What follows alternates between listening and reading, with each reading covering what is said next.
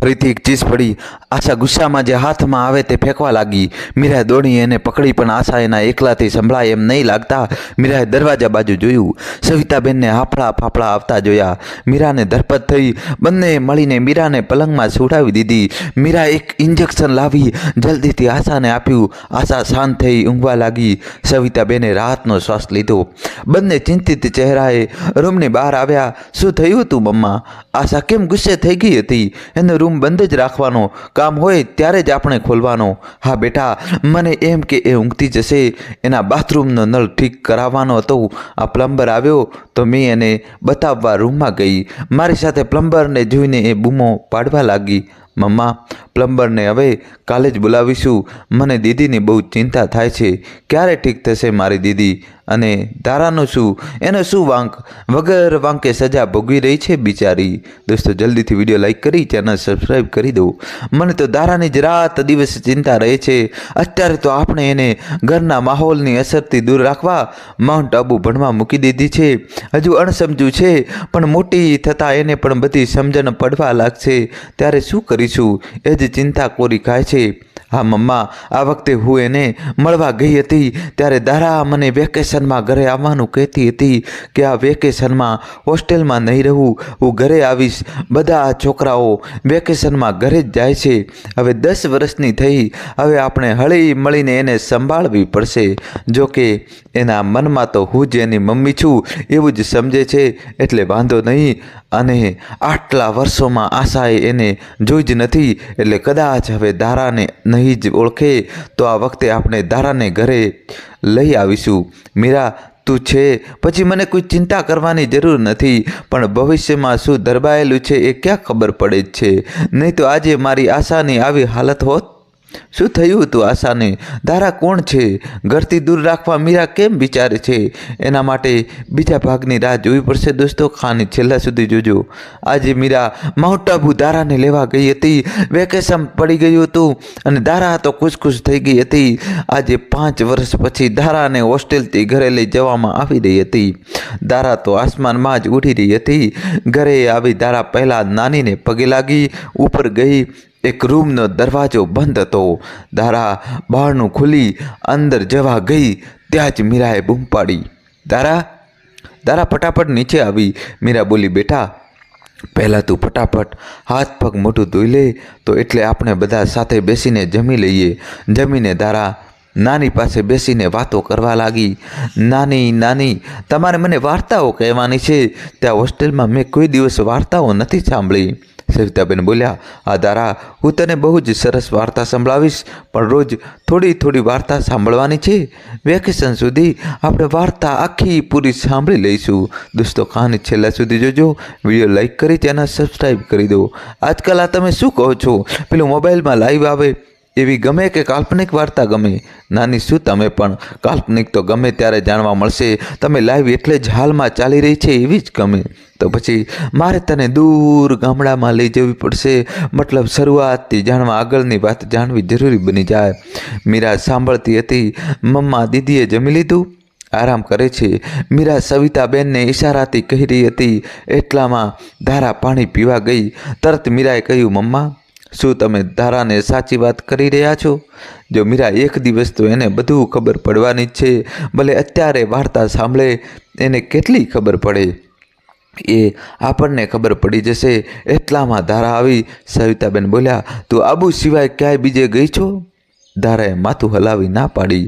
સવિતાબેને એના માથે હાથ ફેરવ્યો, હું તને વાર્તામાં ફરવા લઈ જઈશ। સવિતાબેન પોતે જાણે અતીતમાં પહોંચ્યા। એમની આંખો સામે ભયાનક રાત્રિ છવાઈ ગઈ। એમનું ઘર ભરચક વસ્તીવાળા ફળિયામાં હતું। પતિના ચેતન વિહીન મૃતદેહ વચ્ચે એ પછડાઈ પડી હતી। પતિના ધબકારા વિનાની છાતી, કાષ્ઠસમો નિર્જીવ દેહ આંખો સામે ફાડીને જોતી રહી હતી। ન બોલી શકતી હતી, ન મોઢેથી રોઈ શકતી હતી। ન બોલાય કે ન રોવાય ત્યારે માનવી બિયારું થઈ જાય। ઘરના ખૂણે મૃત્યુના ભયંકર ઓળા પથરાઈ રહ્યા હતા। કંગાલિયતના સાક્ષાત પ્રતીક સમા ફાટ્યા તૂટ્યા ઝૂંપડાવાસીઓ, દિવાલો વચ્ચે મૃત્યુ તાંડવ આદરે ત્યારે કરુણતા ભર્યા રુદનના ચિત્કાર વિચાર સિવાય શું મળે? અહીંયા ફાટ રોતા હાડપિંજરના આંસુ સિવાય શું ઉભરાય?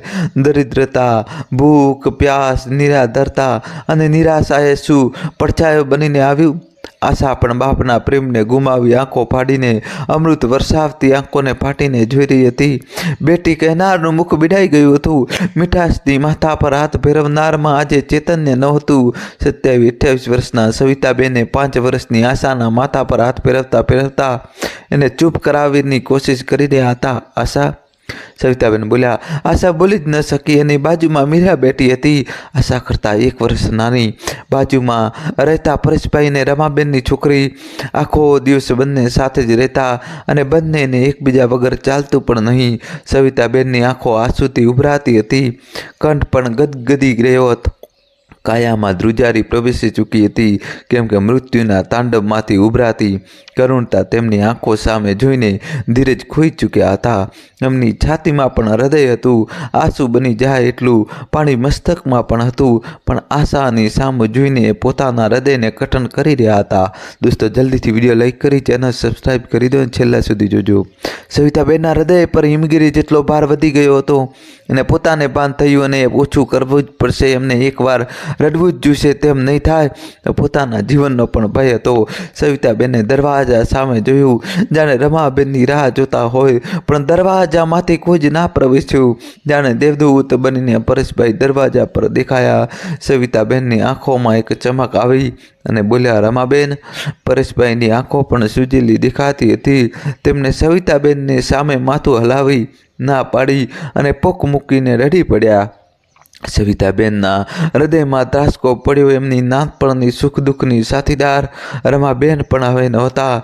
ગામડામાં પ્લેગને લીધે વસ્તીમાંથી ઘણા બધા લોકો ખેતરે રહેવા ચાલ્યા ગયા. તથા હતા ફળિયાના ઘરના પુરુષો આવજા કરતા રહેતા હતા. ગામડાનું શુદ્ધ નિર્મળ વાતાવરણ, ભાઈચારા ભર્યો આચાર, પ્રેમાળ સ્વભાવ અને સ્વર્ગીય કુદરતી દ્રશ્યો ચિત્રતા વાર્તાકારોએ ગામડું જોયું જ નહીં હોય એવું આજે લાગ્યું હતું. ગામડાના માણસોમાં પ્રેમ હશે કે કેમ, હમદર્દીને ઓળખતા હશે કે કેમ, એની આજે શંકા કરવી રહી. ફળિયામાંના બંને ઘરમાં લાશ પડી હતી.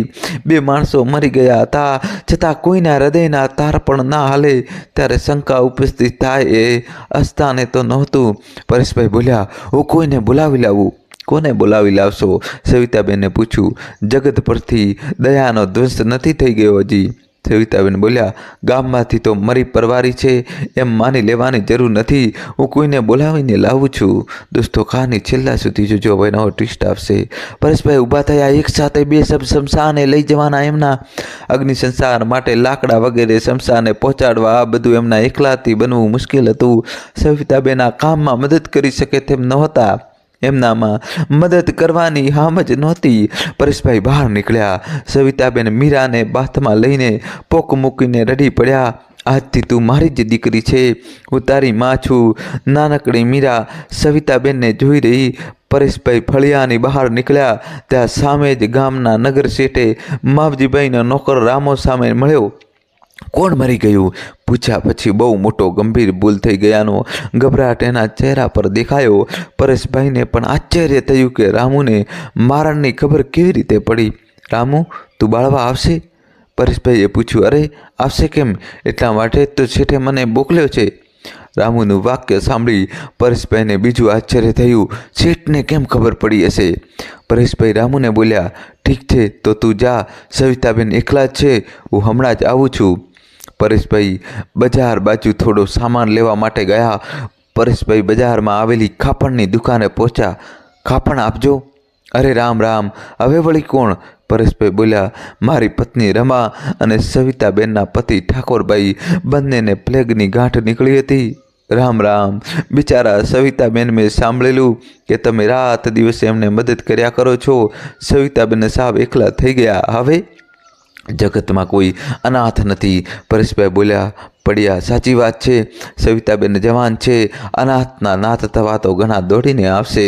પરેશભાઈ શેઠની ખાધાઈ ભરેલી વાણી સમજી શક્યા. ગામમાં પોતાને હોશિયાર કેળવાયેલા સુધરી લો એવું બધું ઘણું બધું માની બેઠેલા શેઠિયાને એમનું વેત્યાપણું જ દેખાય.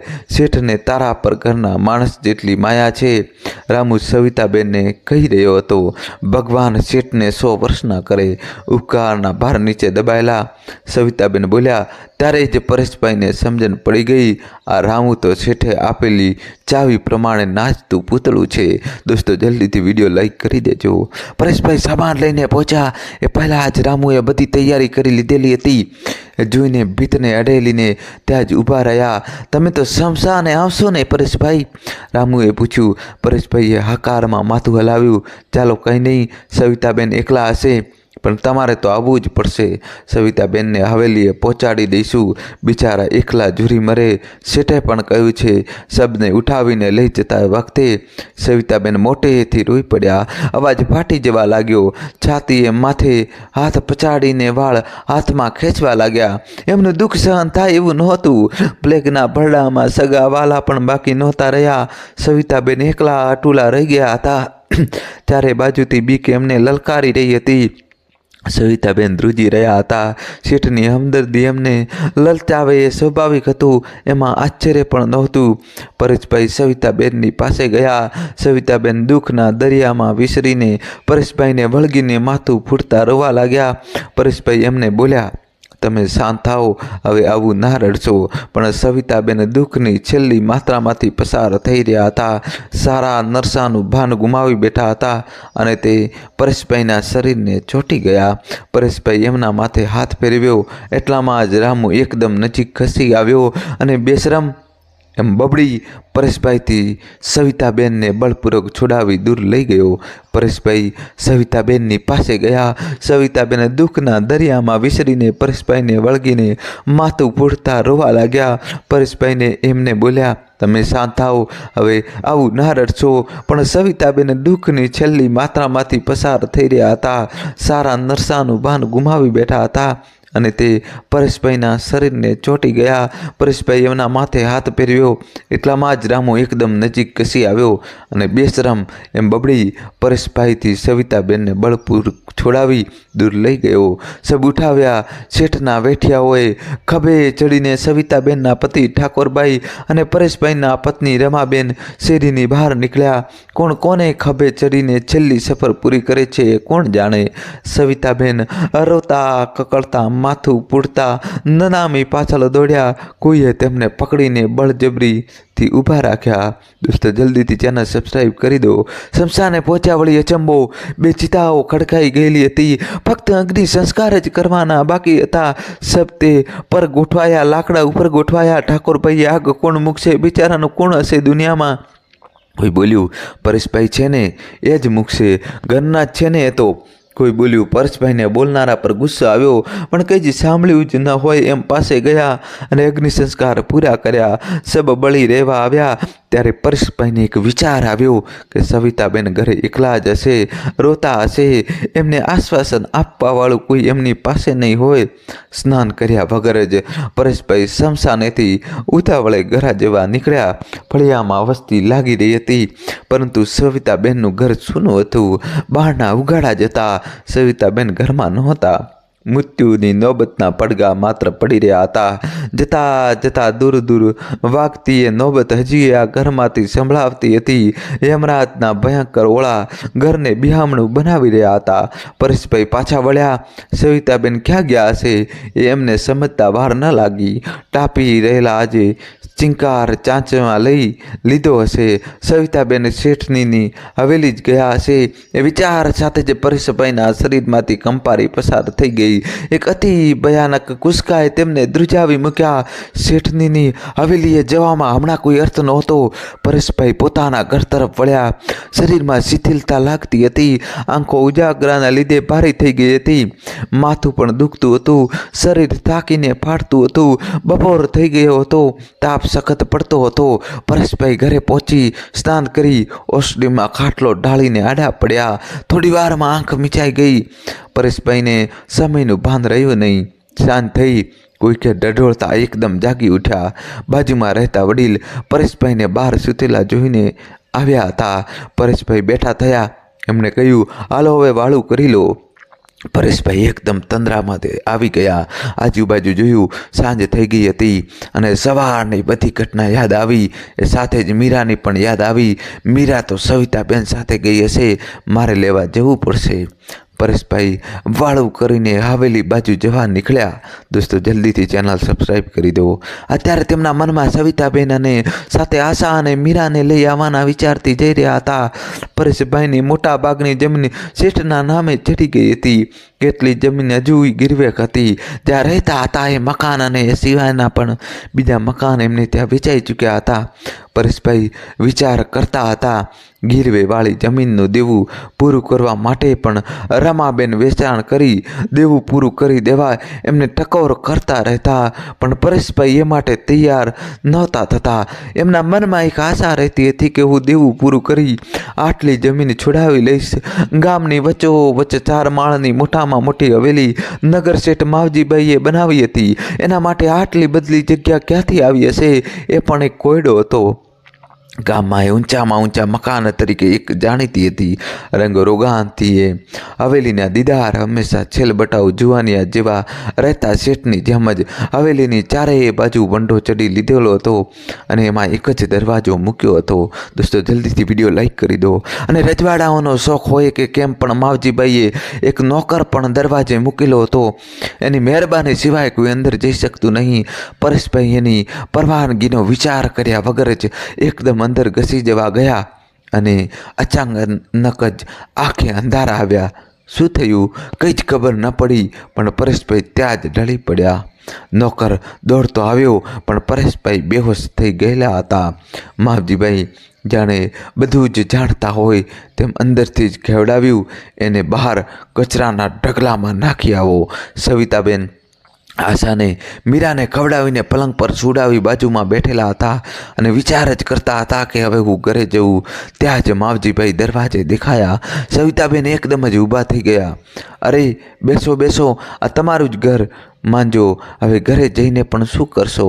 એકલા છે, જિંદગી જીવાશે? તમે રાણીની માફક રાજ કરીને રહેશો. ખધું હસતા માવજીભાઈ બોલ્યા. સવિતાબેન એકદમ અક્કડ થઈ ગયા. ઉપકારના ભારને ફગાવી માવજીભાઈની આંખોમાં કંઈક વાસનાના કીડા સળવળતા જોયા. સવિતાબેન લાલ આંખે એમને તાકી રહ્યા. સવિતાબેન આશા અને મીરાને ખવડાવીને પલંગ પર સુડાવી બાજુમાં બેઠેલા હતા અને વિચાર જ કરતા હતા કે હવે હું ઘરે જવું. ત્યાં જ માવજીભાઈ દરવાજે દેખાવ્યા. સવિતાબેન એકદમ જ ઊભા થઈ ગયા. અરે બેસો બેસો, આ તમારું જ ઘર, માનજો. હવે ઘરે જઈને પણ શું કરશો? એકલા છે, જિંદગી જીવાશે? તમે રાણીની માફક રાજ કરીને રહેશો. ખંદુ હસતા માવજીભાઈ બોલ્યા. દોસ્તો જલ્દીથી ચેનલ સબસ્ક્રાઈબ કરી દો, વિડીયો લાઈક કરી દો. સવિતાબેન એકદમ અક્કડ થઈ ગયા. ઉપકારના ભારને ફગાવી માવજીભાઈની આંખોમાં કંઈક વાસનાના કીડા સળવળતા જોયા હતા. સવિતાબેન લાંગ આંખે એમને તાકી રહ્યા. મીરા બહારથી આવી એક્ટિવા પાર્ક કરીને દરવાજો ખોલી અંદર આવી. સામે ધારા સોફામાં બેઠી હતી. એકદમ કૂદતી મમ્મી મમ્મી કહેતા વળગી પડી. મીરા ધારાને હાથ પકડીને એની પાસે સોફામાં બેસી થોડી વાર એના માથા પર હાથ ફેરવતી રહી અને એના ચહેરા સામે જોઈ રહી. આજે હોસ્પિટલમાં બહુ જ કામના બહારથી થાકી ગઈ હતી. સવિતાબેન મીરા માટે શરબત લઈને આવ્યા. ત્રણેય જણાએ થોડી વાર વાતો કરી. ધારાથી કાલી ગયેલી વાતોથી બંને આજે વર્ષો પછી પાર વગરનું હસ્યા. સવિતાબેન રસોડામાં રસોઈ બનાવવા ગયા. મીરા ઉપર ગઈ. આશાના રૂમનો દરવાજો ખોલી અંદર જોયું તો આશ્ચર્યચકિત થઈ. આશા એના બેડ પર એકદમ નોર્મલ શાંતિથી બેઠી હતી. મીરાને જોઈને ઊભી થઈ અને દોડીને એને વળગી પડી. મીરા એના બળે ધીરે ધીરે હાથ ફેરવીને એને શાંતા આપતી રહી. પાછળ ધીરેથી ધારા પણ આવી હતી. તે પણ રૂમની અંદર આવી ગઈ. આશા એના સામે જોઈ રહી. ધારા પણ રૂમમાં કોઈ એક અજાણી વ્યક્તિ જોઈને તેના સામે ધારીને જોઈ રહી હતી. આશાના હૃદયમાં ફેરફાર થવા લાગ્યો. એને ધારા સામું એક અજીબ આકર્ષક અનુભવ્યું. એની જાતિ પણ ભારે થઈ ગઈ હોય એવું અનુભવ્યું. માતૃ પ્રેમ ઉદ્ભવ્યો હોય એવું લાગ્યું. એને એકદમ મીરા સામે જોઈને પૂછ્યું, આ કોણ છે? મીરા આ ધારા છે દીદી. મીરા જાણી જોઈને ધારાની અધૂરી ઓળખાણ નિશાને આપી. અચાનક જ પ્રશ્નોનો પ્રહાર થતાં વળી એની કોઈ પૂર્વ તૈયારી નહોતી. એટલામાં જ સવિતાબેન બોલ્યા, ચલ ધારા, હું તને પેલી વાર્તા આગળ કહું છું, એમ કહી ધારાને ત્યાંથી લઈને ગયા. મીરા થોડી વાર આશા જોડે બેસીને નીચે આવી. સવિતાબેન એના સામું પ્રશ્નાર્થ દ્રષ્ટિએ જોયું. મીરા બોલી, સારું થયું છે કે આપણે પરીનું નામ સ્કૂલમાં બદલાવી ધારા રાખી દીધું છે, એટલે આશા એને ઓળખી નથી શકી. ધારા બંનેની વાત ધ્યાનથી સાંભળીને કંઈક સમજવાનો પ્રયત્ન કરવા લાગી. સવિતાબેન ધારાના ચહેરા પર ઉદ્ભવતા પ્રશ્ન સમજી ગયા અને તરત જ એને હાથ પકડીને, ચાલ આપણે વાર્તા પૂરી કરવાની છે. ધારા બોલી, નાની આજે છે ને તમે મને બહુ લાંબી વાર્તા કહેજો. હા મારી પરીઓની રાણી, તને જેવું કહો તેમ. સવિતાબેન ધારાનું જ બધું કયું કરતા હોય એમ ધારાને સમજાવતા બોલ્યા. 2 મિનિટ માટે તો સવિતાબેનના મનમાં ગુસ્સો વ્યાપી ગયો. ક્રોધથી એમનું શરીર ધ્રુજી રહ્યું, પણ બીજી જ મિનિટે મનમાં વિચાર્યું, અત્યારે દિમાગથી કામ લેવું પડશે. બંને છોકરીઓ ઊંઘે છે, પરેશભાઈની રાહ જોવાની છે. ઘણું બધું હું એકલી નહીં કરી શકું એમ. અત્યારે આ કામાદને છેડીશ તો ઘણી બધી સમસ્યાનો ઉદ્ભવ થઈ શકે છે. દોસ્તો જલ્દીથી વિડીયો લાઈક કરી ચેનલ સબસ્ક્રાઈબ કરી દો. જ્યાં પતિની ચિતાની રાખ પણ ઠંડી નથી થઈ ત્યારે ભૂખ્યા વરુનો સામનો કરવાનો એ હૃદયઘાતથી ઓછું હતું શું? હૃદય બંધ થઈ જાય તો જ સારું. એવામાં પણ વિચાર સવિતાબેનના મનમાં આવ્યા. પણ બંને છોકરીઓની સામે જોતા જીવન જીવવું જરૂરી છે એ વિચારે જ મુખ પર હાસ્યનો મુખોટો પહેરીને ગ્લાની ભર્યા ચહેરે બોલ્યા, જુઓ, હું હજી આઘાતમાંથી ઉભરી નથી. દરેક વાતનો એક સમય હોય છે, ત્યારે જ સારી લાગે. આ બંને છોકરીઓને પરેશભાઈને સોંપીને બીજી વાતો વિચારીશ. શેઠ માવજીભાઈને પણ હવે વિચાર આવ્યો.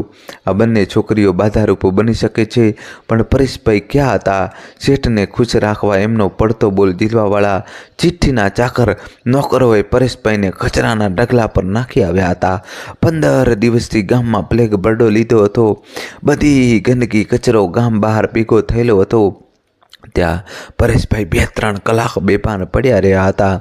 માણસાઈ મરી પરવારી હતી. પરેશભાઈને પ્લેગ પોતાની ચપેટમાં લઈ લેશે એવો ભય કોઈને પણ નહોતો લાગ્યો. સવિતાબેન જોડે વાત થયા પછી નોકરને મોકલ્યો ત્યારે પરેશભાઈ હજુ બેભાન અવસ્થામાં ત્યાં જ પડ્યા હતા. 2 જણા એમને ઉચકીને એમના ઘરે પહોંચાડી આવ્યા. પ્લેગના જંતુઓ પરેશભાઈને બરડામાં લઈ ચૂક્યા હતા. ડૉક્ટરને બોલાવવામાં આવ્યા. પરેશભાઈને ઇન્જેક્શન આપ્યું. કોઈ જોવાવાળું હતું નહીં. આમ જ લાવારીસ મૂકી નોકરો ચાલ્યા ગયા. કાલ મીંડ જેવી રાત્રિ જાણે થંભી ગઈ હતી. રાત આગળ વધવાનું ભૂલી ગઈ હોય એમ સમય જાણે થંભી ગયો હતો. મોડે સવાર પડી હોય એમ પરેશભાઈની આંખ ખુલ્લી, શરીરમાં તાવ ભરેલો હતો. ઊભા થવાની તાકાત હતી નહીં. આજુબાજુ જોયું. ઘરમાં પોતાને જોઈ થોડું આશ્ચર્ય થયું. ઘણું બધું યાદ આવ્યું. ઘણું બધું યાદ કરવું હતું. મન મગજ બંધ થઈ ચૂક્યા હતા. સામે રમાબેનનો ફોટો દેખાયો. આંખોમાં આંસુ આવી ગયા. સાથે જ મીરાની યાદ આવી. જોકે સવિતાબેન જોડે હોવાથી મીરાની ચિંતા કરવાનો સવાલ જ ઊભો નહોતો થતો. દોસ્તો જલ્દીથી ચેનલ સબસ્ક્રાઈબ કરી દો. એક સ્ત્રી માના સ્થાનની ગરિમા અને મહત્તા માટે કંઈ પણ કરી શકવાને સક્ષમ એવી મા સાથે મીરા હતી.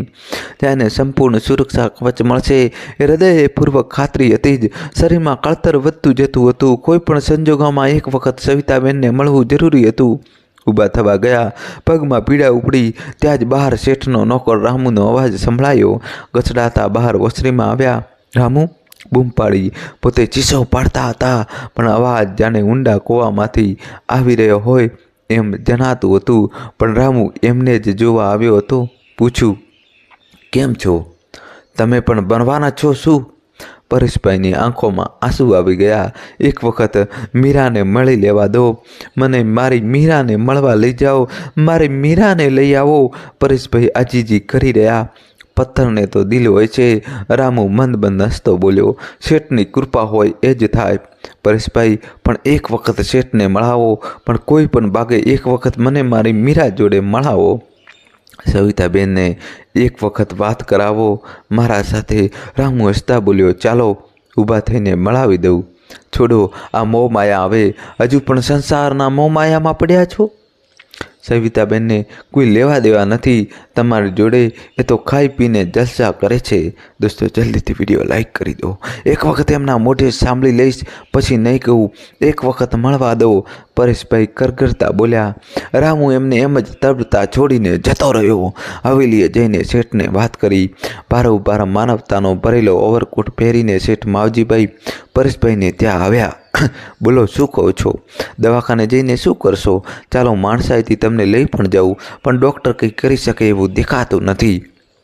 એક જીવિત વ્યક્તિને સામેથી કોઈ મરવાની પથારી પાથરવાની તૈયારી કરવાનું જણાવી રહ્યો છે. માણસ પૈસાના ઘમંડમાં ચૂર હોય એ જ એની નિશાની નથી. પૈસાનો ડગલો ગમે એટલો ઊંચો હોય, સમયનું ચક્ર ફરે તો ભલભલા ભોય ભેગા થઈ જાય એવા કિસ્સા નથી બનતા. કે માવજીભાઈ મૂર્ખ માણસ છે? શું કહેવું? ગામમાં પોતાનો મોભો રાખવા માણસને ડૉક્ટર બોલાવવા મોકલ્યા. ડૉક્ટર આવ્યા, ફરીથી દવા ઇન્જેક્શન આપી ગયા. ગામમાં એક વસ્તુ સારી છે, પડોશી ધર્મ નિભાવવાવાળા ખડે પગે ઊભા હોય છે. બાજુમાંથી જમવાનું આવી ગયું હતું. પરેશભાઈ થોડું જમ્યા. શેઠ માવજીભાઈને વિનવ્યા, એક વખત મીરાને મળવા દો અને સવિતાબેનને મળીને મારી છોકરીને સાચવવાની ભલામણ કરી લઉં. દોસ્તો કહાની છેલ્લા સુધી જોજો. વિડીયો લાઈક કરી ચેનલ સબસ્ક્રાઈબ કરી દો. કાળ ક્યારેય મને લઈ જશે કોઈ ભરોસો નથી. આંખમાંથી આંસુ અટકવાનું નામ નહોતા લેતા. પથ્થર પણ રડી પડે એટલે આજીજી પરેશભાઈ ચોધાર આંસુએ રડતા રડતા કરતા રહ્યા. આપથી પણ એમનું દુઃખ જોવાયું નહીં હોય એમ વરસાદના આંસુ પણ પડવા લાગ્યા. જ્યાં હોય ત્યાં વેત શોધવાવાળો શેઠ માવજીભાઈ એમને એમ જ થોડું છોડી દે. એમણે પરેશભાઈને આગળ કાગળ મૂક્યા. અંગૂઠાની નિશાની તો આપી દો, મારું લેણું તો ચૂકવતા જાઓ, પછી હું તમને મીરા સાથે મળાવી દઉં. અસહાય પરેશભાઈ એક આખરી વિનવણી રૂપે હું કરી આપીશ, એક વખત એમનાથી મળાવી દો. શેઠ બોલ્યા, સવિતાબેન તમારું મોં પણ જોવા માગતા નથી. પરેશભાઈ, તમે એમને મારા સામે લાવે એવું કહેશો તો હું સાંભળી લઈશ. શેઠ, સારું તો તમને વિશ્વાસ નથી એમને? ચાલો તમને લઈ જાઉં છું. બે નોકરને બોલાવ્યા. વરસાદ પણ પરેશભાઈના દુઃખથી રડીને થાક્યો હોય એમ બંધ થઈ ગયો હતો. બે જણા એમને પકડીને હવેલી બાજુ લઈ જવા લાગ્યા. ઘેરથી અંદર જઈને આગળના રૂમમાં શેઠને મળવાવાળા માટે અલાયદો હતો એમાં બેસાડ્યા. શેઠે કહ્યું, સવિતાબેનને બોલાવો. બીજા રૂમમાંથી સવિતાબેન આવ્યા. સૂજેલું મોં, રહેલી આંખો, બીજી બાજુ મોં ફરવીને ઊભા રહ્યા. પરેશભાઈ બોલવા ગયા. જીભ થોથવાઈ ગઈ. કાપો તો લોહી ના નીકળે એવી હાલતમાં જ ને ફક્ત ઓઠ પપડ્યા. સવિતાબેન, તમે હવે કંઈક કેમ આવ્યા? મને સુખી નથી જોઈ શકતા? મેં કંઈ ઠેકો નથી લીધો તમારો ને મીરાનો. રમાબેન, ગયા તો હવે શું સંબંધ? બોલતા બોલતા સવિતાબેન અંદર બાજુ ભાગ્યા. તમે હવે અહીં કેમ આવ્યા? મને સુખી નથી જોઈ શકતા? મેં કંઈ ઠેકો નથી લીધો તમારો મીરાનો. રમાબેન, ગયા હવે શું સંબંધ? બોલતા બોલતા સવિતાબેન અંદર બાજુ ભાગ્યા. પરેશભાઈ તો કાપો તો લોહી ના નીકળે એવી હાલતમાં દરવાજા સામે જોઈ રહ્યા. ત્યાંથી સવિતાબેન અંદર ગયા હતા. ઉપર જઈને રૂમમાં જોયું તો ત્યાં મીરા અને આશા નહોતા. એ તરત જ બહાર નીકળ્યા. બૂમ પાડી, મીરા મીરા. આશા તરત જ નીચે આવ્યા. દોસ્તો વિડીયો લાઈક કરી ચેનલ સબસ્ક્રાઈબ કરી દો. કહાની છેલ્લા સુધી જોજો. જ્યાં ઠાકોરભાઈ કાગળો હાથમાં રાખી પરેશભાઈને અંગૂઠો કરવા માટે કહી રહ્યા હતા, સવિતાબેન તરત જ વચ્ચે આવી ઠાકોરભાઈના હાથમાંથી કાગળ લગભગ ખેંચી લઈને ફાડી નાખ્યા. પરેશભાઈ તરફ ફરીને બોલ્યા, તમે હમણાં ઘરે પહોંચી જાઓ, કોઈ જ કાગળ પર સહી કરવાની નથી. પરેશભાઈ સવિતાબેન સામું જોઈ રહ્યા હતા. હજુ એમને કંઈ સમજણ પડી રહી નહોતી. રામુ સવિતાબેનને અંદરની બાજુ લઈ જવા લાગ્યો. ઠાકોરભાઈ બોલ્યા, અરે એમને રહેવા દે, હમણાં તો આમને એમના ઘરે પહોંચાડી આવ. રામુ વર્ષોથી માવજીભાઈને ત્યાં નોકર હતો. બોડીગાર્ડ, બાતમીદાર, સલાહકાર કે જે ગણો તે હવે રામુ માત્ર હતો. બાજુના ગામનો એક કોળી હતો. એમના બાપે દેવામાં જમી અને ઘર ઠાકોરભાઈને વેચી મારેલા એટલે અનાથ થયા. પછી ઠાકોરભાઈ એને શારીરિક બળના કારણે એના પર ઉપકાર કરતા હોય એમ પોતાને ત્યાં રાખ્યો હતો. રામુ પોતાને ઠાકોરભાઈનો માનીતો નોકર હોવાથી ભાગ્યશાળી માનતો હતો. દોસ્તો જલ્દીથી વિડીયો લાઈક કરી દો. જે લોકો તેને સામું જોવા તૈયાર નહોતા, આજે શેઠના પીઠબળથી રામુના નામની હાંક વાગતી હતી. માવજીભાઈ એમની આંખો સામે આંખોમાં જોયું. સવિતાબેને બંધ મુઠ્ઠી ખોલી અને એમના સામે હથેળી ધરી. એમાં એક નાની કંકુની ડબ્બી હતી અને માવજીભાઈને સામે ધરી કહ્યું, આ સિંદૂર મારા શેથામાં પૂરી હંમેશ માટે તમારી બનાવી લઉં. માવજીભાઈ એમની પવિત્ર આંખોમાં જોઈને થોડું ખચકાઈ ગયા, પણ અંદરથી એમને સવિતાબેન માટેના ઘણા સમયથી જે પ્રેમ હતો એ ઉભરાઈ આવ્યો અને કંઈ પણ વિચાર્યા વગર તેમણે સવિતાબેનના સેંથામાં સિંદૂર ભરી દીધું. સવિતાબેનની આંખોમાંથી દળદળ આંસુ આવી ગયા. માવજીભાઈના ચરણ સ્પર્શ કરવા નમ્યા. એ આંસુ માવજીભાઈના પગ ધોઈ રહ્યા. પથ્થર હૃદયનો પુરુષ એ પ્રેમમાં પીગળી ગયો. એ પ્રેમમાં માવજીભાઈ પોતાનું અસલી સ્વરૂપ વિસરી ગયા અને સવિતાબેનને ધોધમાર પ્રેમ આપવા લાગ્યા. બંને હૃદયમાં લાગેલી અગ્નિ એકબીજા ઉપર પ્રેમ વરસાવી શાંત કરવા લાગી. દોસ્તો, કહાની કેવી લાગી કોમેન્ટ્સમાં જણાવજો. અને દોસ્તો, કોમેન્ટ્સમાં તમારે જય શ્રી કૃષ્ણ તો લખવું જ પડશે. જલ્દીથી જય શ્રી કૃષ્ણ લખી દો. દોસ્તો, વિડીયો લાઈક કરીને તમારા ભાઈ માટે ચેનલ સબસ્ક્રાઈબ કરી દો. આવા વિડીયો હું મૂકતો રહીશ જલ્દી.